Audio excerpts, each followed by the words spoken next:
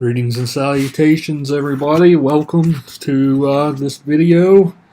In this video, I'm going to be discussing the third paper in the class, which is going to be called the close reading analysis. The close reading paper is usually in English 101. It's usually the most difficult paper that students often have trouble with. It's different than the rest. Whereas the first couple of papers were more about, writing a story about yourself or someone else. And paper 4 is going to be a research paper in a nutshell. The third paper is teaching you how to read a text critically, how to closely analyze, closely interpret a literary text. So if you're watching this so far in the online class, I have 2 online classes. You'll be watching this video at 2 different times. But so far you've been reading a couple of stories. So I had you read a few Edgar Allan Poe stories, The Black Cat, and Fall of the House of Usher, Imp of the Perverse. Depending on the class, I'll have you read a few other stories. John Steinbeck's The Snake is one. It's an interesting story to talk about. The Yellow Wallpaper, I often assign that one. I could probably film an entire video just talking about those stories. Instead, I will respond to you on the discussion board with your thoughts. But you've read all these short stories. It's October, October 2018 we're doing this. And so we're doing horror stories, obviously, all month. So I'm just not having you read these stories just to read them. I'm having you read them to interpret, in particular, a very small passage from one of these stories. If you guys noticed, for the homework assignments, I gave you a double log chart, which I asked you to reproduce the passage on one side of the chart and give some analysis of the passage on the other side of the chart. That helps you. The reason why I give you that is it helps you brainstorm, maybe a particular passage that you found interesting in a story. So let me just dive into the prompt then, and then I will go over this. I have a list of frequently asked questions that my in-person class gave me when I introduced this essay. As well, what I'm going to do, this paper, it's a difficult task to explain it. So in addition to this video, I'm going to post another video that I found that someone else did that explains this paper pretty well. And I'm also going to open a forum up on the discussion board where if anything is confusing in any way, if you have any questions, anything maybe that I didn't address, you can also ask me there, and I will get back to you during the composition of this paper. And just as one quick aside before I dive into it, you guys are probably wondering at this point, where do I stand in the class? What's my grade? I'm going to get called up in the next week or so on the small stuff. So I'm going to get called up on discussion boards and attendance and that kind of thing. So just stay patient. I'm working on it. I'll get there. I just wanted to let you guys know to alleviate any anxieties that you might be feeling. Been buried alive in papers. That's the nature of the job, I suppose. So, digression aside, let's get to it. It says English 102. This is 101. Sometimes I want to say 4 to 5 pages. Sometimes, depending on Depending on the class that I'm teaching, this paper can come up in different ones. For the purposes of the way we're doing it this year, I'm going to do this paper in 101, of course.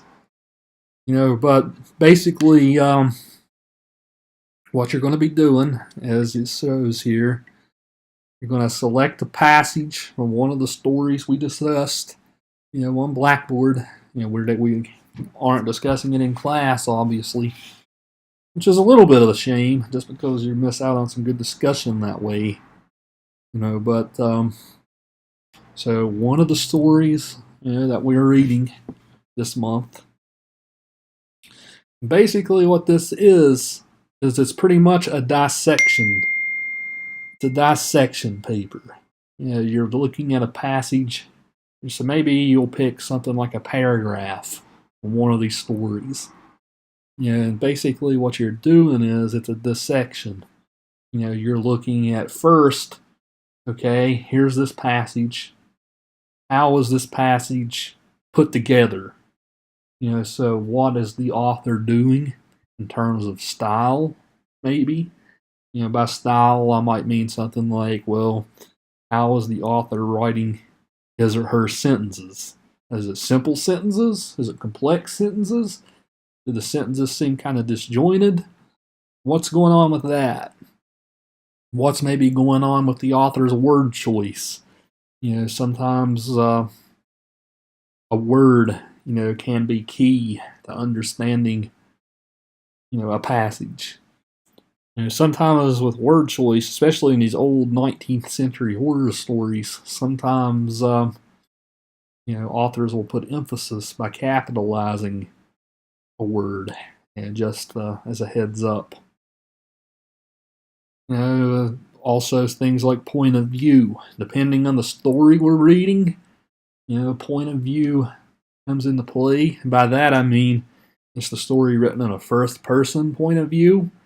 If you're talking about Poe's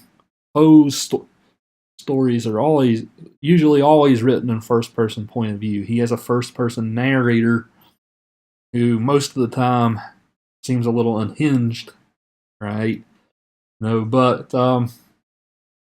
depending on the story, the point of view can come into play. The Yellow Wallpaper, if you guys do that one, that's a first person point of view. But if you read A Good Man Is Hard to Find by Flannery O'Connor, or The Snake by John Steinbeck, it's a different point of view. It's a third person narrator.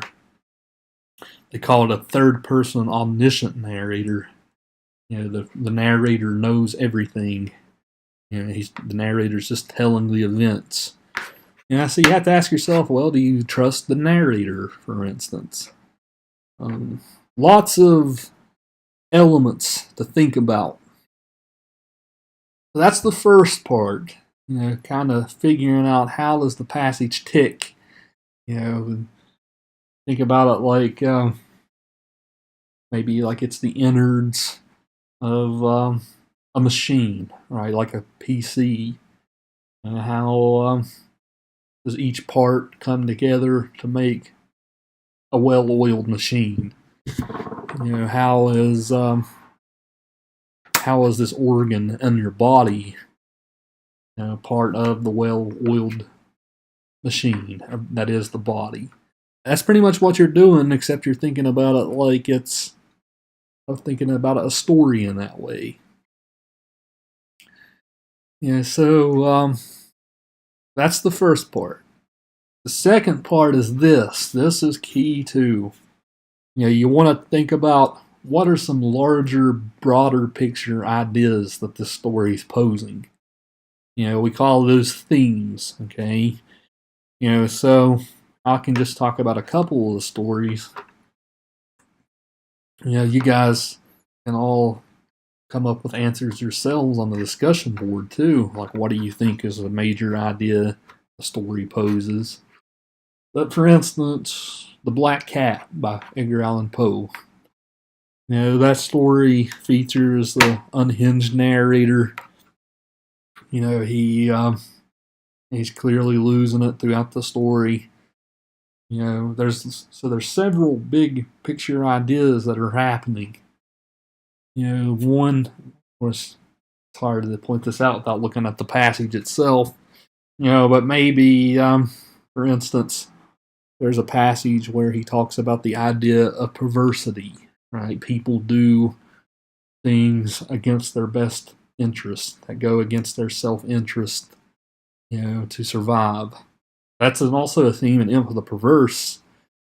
Poe talks about how sometimes you stand at the edge of a cliff and you just imagine yourself falling off the cliff. That's kind of a twisted thought, right? But that's what he means by the idea of perversity. Sometimes we do things and act against their own self-interest. There's lots of other themes in the Black Cat. We have the idea of the death penalty showing up. If you guys notice when you read the story, and the narrator sees when he sees the second cat, there's the figure of a gallows in the cat's fur. So around at the time the story was written, there's a big debate about should we abolish the death penalty or not. How things haven't changed much in the past 170, 180 years. There's also, of course, there's the idea of madness that's showing up in the story. So you can ask yourself, well, was the narrator, when he saw the second cat, was that cat actually real? Was it a figment of his imagination? Was it a figment of his guilt? That's something that that's a major theme in that story as well. Even just the story of how do we treat animals? How do we, the narrator makes it clear that, this black cat is a creature that's dear to him. It's the last thing that he wants to mistreat. But he eventually gets to that point. So how do we think about animals, right? So basically what I'm saying is think about the story's function. What is the story functionally trying to achieve? Of course, whenever we're talking about a horror story, it's always kind of meant to alarm you, right? That's kind of the beauty of working with horror in this kind of paper. If we were doing comedies, like maybe funny stories, satires, the function of those is to make us laugh, right? To put us at ease. And so depending on the genre, the function can be different. But ask yourself, well, the author is having you read the story. What's the writer wants you to get out of it? When you finish the story, what are you thinking about? Like, what kind of emotions are you feeling? What is going on as far as a broad idea the story poses? Do you think the story is asking society to change something? Is it just there to scare you? Like, what's going on? That's the theme of the story. This is the second key ingredient of the paper. You kind of have to ask yourself, well, I have this passage. So let's say you talk about the passage about, I don't want everybody doing this passage, by the way, since I'm talking about it. But let's say, for instance, you do the passage in The Black Cat, where the narrator talks about the figure of the gallows and the cat's fur. Well, ask yourself this. If the author took that passage out of the story, how would the story maybe fundamentally different? What would be different about, the story if that was omitted? Alcoholism is another theme in the story I should have mentioned, right? Early in the story, the narrator talks about how when he started drinking, this is when his violence started. So we might say to ourselves, well, if you took that out, how would this character be different? There's lots of answers to that. maybe we wouldn't feel quite as much sympathy to him as we do, right? If he didn't have the excuse of alcoholism, maybe he just was that purely evil. So that's what I mean by theme. Ask yourself, here's this passage. So think about it like it's a puzzle. The larger story is the complete puzzle. If and your passage is a piece in that puzzle. If you take that passage out, how would the puzzle not be complete at that point?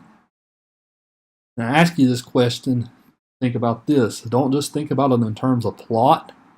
Maybe let's say you took this passage out of the story. Well, then the next event in the story wouldn't have happened. Don't think about it that way, but maybe think about it in a way like, okay, if you took this passage out, how would the larger idea of the story be different? What would change with the way the story functions? This is a little convoluted, but I'm hoping that I'm making sense. The discussion board will help with that, I'm sure. I'm also going to respond to your double logs that you posted to the discussion boards, hopefully to get you on the right track. Sometime by the end of next week, I'm going to have you, during the time that a conferencing would happen, I'm also going to have you guys pitch a passage to me. And that way I can approve it. Say, well, this sounds good. So what does so that's the both elements. First, dissect the passage, what's happening, how does the author build it, what literary elements is the author using. Second part is thinking about how the passage is a key puzzle piece to the larger puzzle in terms of big picture ideas, just to sum up what I just said. So how's the paper going to be written then? Well, near the beginning of the paper, sometimes with this paper, it's best to write the body of the paper first. That way, maybe you kind of discover your argument along the way. Then maybe do your introduction last. It depends how your mind works. But you're going to have a thesis statement at the beginning. This is key to writing a good paper. If you don't have a strong thesis statement, what happens is lots of times you spend too much time summarizing the story, not enough time analyzing it. If you remember back for the first paper, we talked about paragraphing, right? You want to make sure you stay organized and on track. A good thesis statement will help you do that. So, a thesis statement for this paper should address these two questions. Discuss how the small parts come to a whole in the passage. So what I just meant by word choice, style, point of view, all those things. And then discuss the passage's relevance to the greater whole of the work. So you don't have to have just one complete sentence. You can flesh that out over a few sentences in your introduction. But the clearer you have that, the better your paper is going to be. So I just want to make that clear. If you don't have a strong statement like that, what tends to happen is you spend more time summarizing what's happening in the story instead of analyzing it. As it shows here, the body of the paper, where you go into great detail proving your thesis, you should probably accomplish point A before point B. So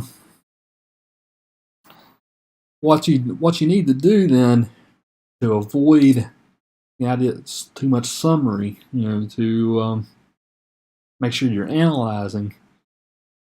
Now I'm going to have you reproduce the passage on page 1, so you don't have to worry about quoting the whole thing.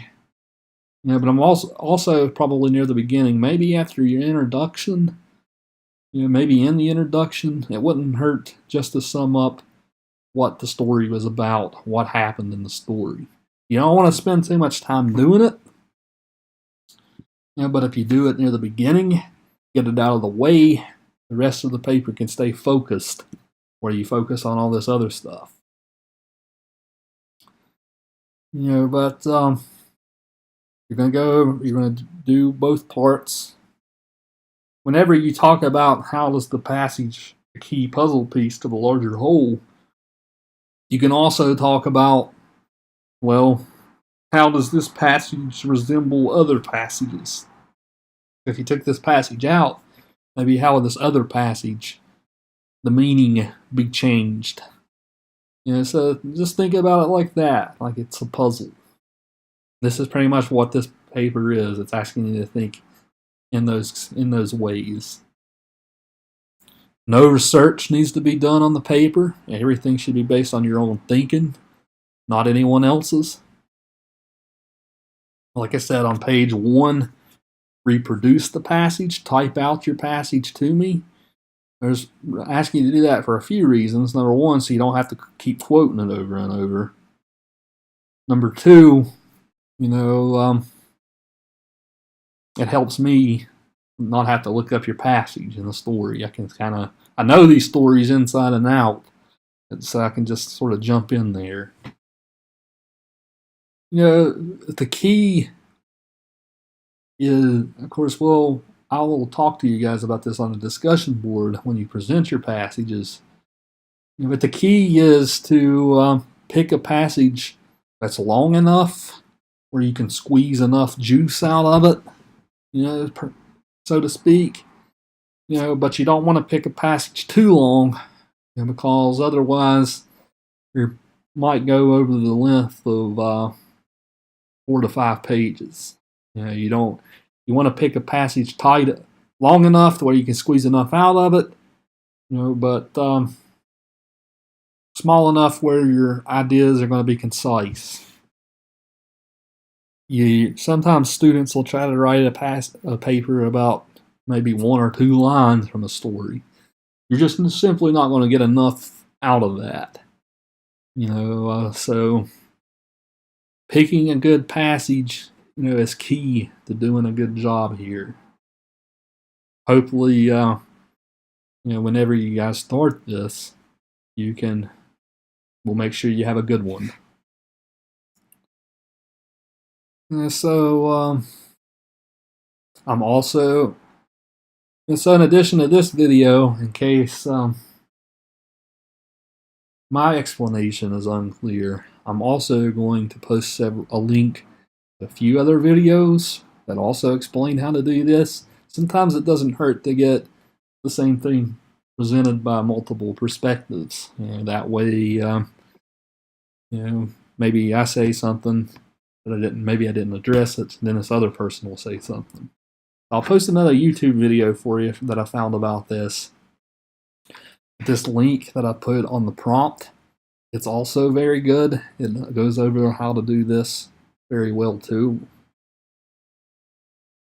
So as far as our class calendar, this doesn't apply to the 12-week online class. You can skip ahead a little bit if you're in that class. The calendar will be different because you guys are a couple of weeks behind the other class. So just look at the prompt. If you're in that class, look at the prompt. The dates will be different. But I'll just explain the general process here. So for the 2nd of the 16th, so far, I'm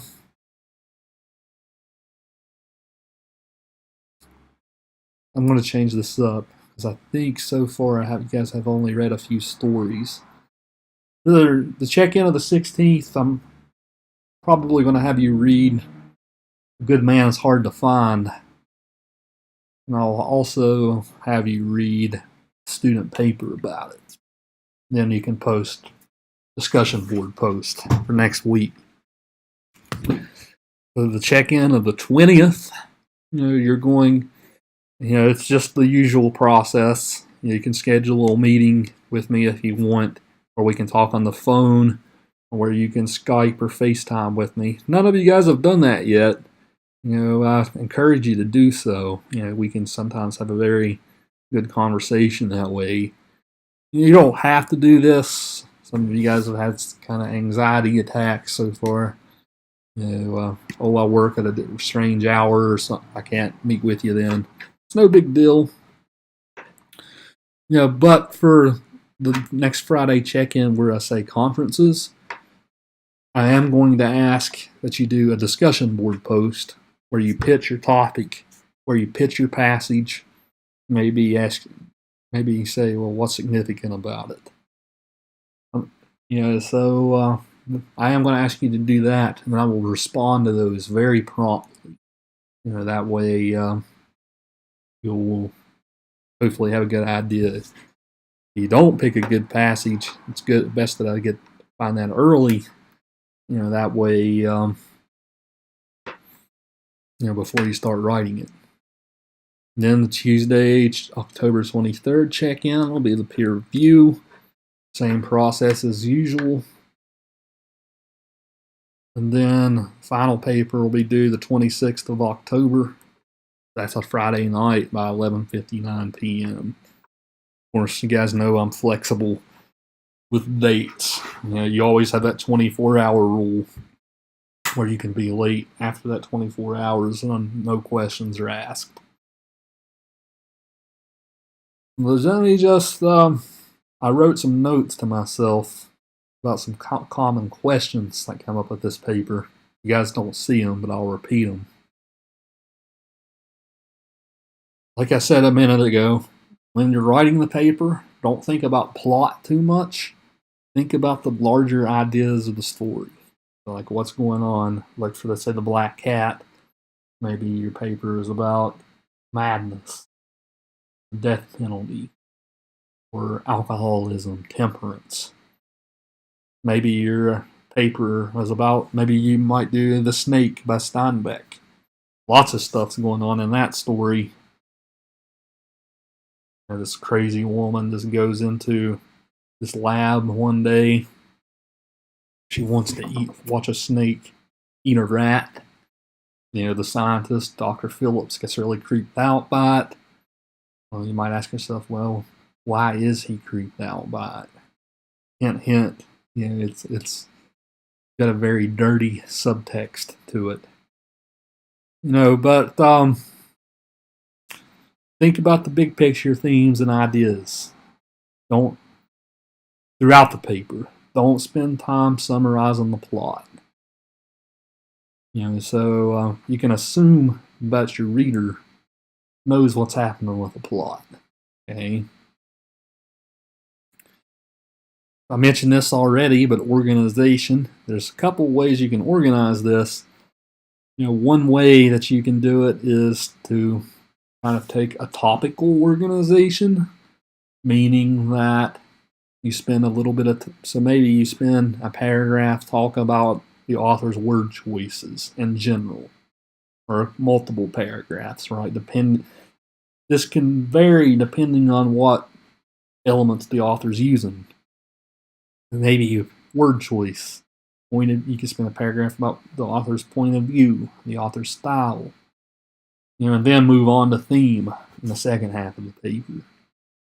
Or you could just kind of take a chronological approach. Start at the beginning of the passage, break it down, whatever you see happening, then keep moving down the list. Like I said, as far as the introduction, the first couple of paragraphs, you want to get that thesis.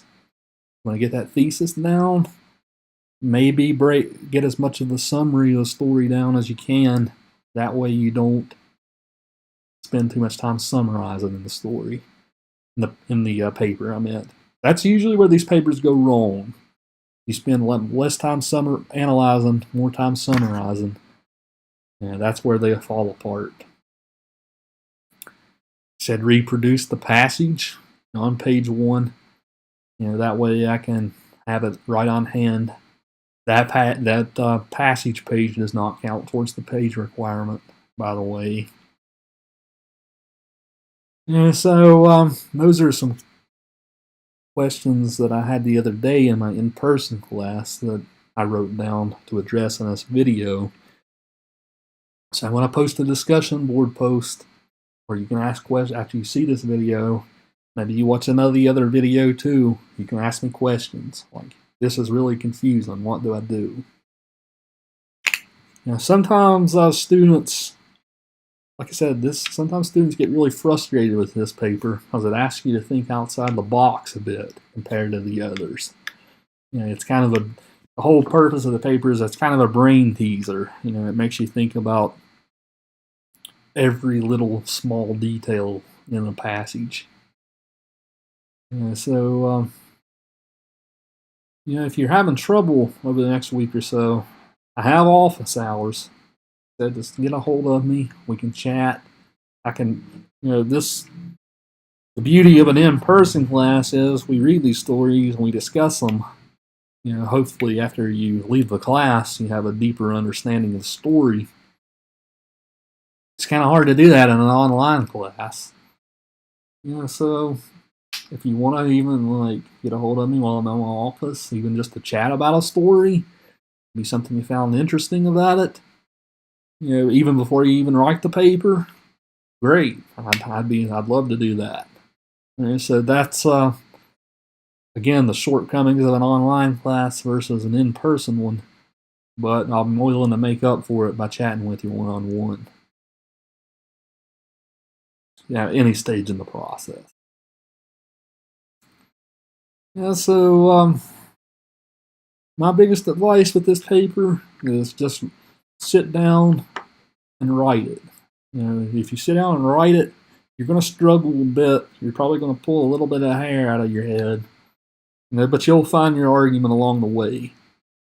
Another suggestion I have too is pick whichever story you're most interested in, and then maybe just read that story 2 or 3 times. Maybe read it once a day for a couple of days. Learn the story inside and out. So what is happening in the story? Like, where's your passage at geographically speaking in the story? Know the story like the back of your hand. You don't want to do a paper like this having only just read the story once, because otherwise, it's a little bit more difficult. Reading the story 2 or more times will help you. Just pick whichever one you're most interested in. So that should be it as far as introducing this paper goes. This, like I said, you guys will probably have a little more trouble with this one. But and that's the whole idea of a class like this. You learn, you get better. Even if your first drafts aren't quite where they need to be, you have a revision. So don't panic. Just enjoy the process of this paper. That's my biggest advice. The reason why we do a paper like this, you can ask yourself this for any kind of paper. Like, what the hell is the point of doing this paper? Well, I mean, if you take future classes, you're going to be asked to read things closely. I know if you're in the legal field, whole meaning of a law can change based on one word or capitalization or where a comma is or something like that.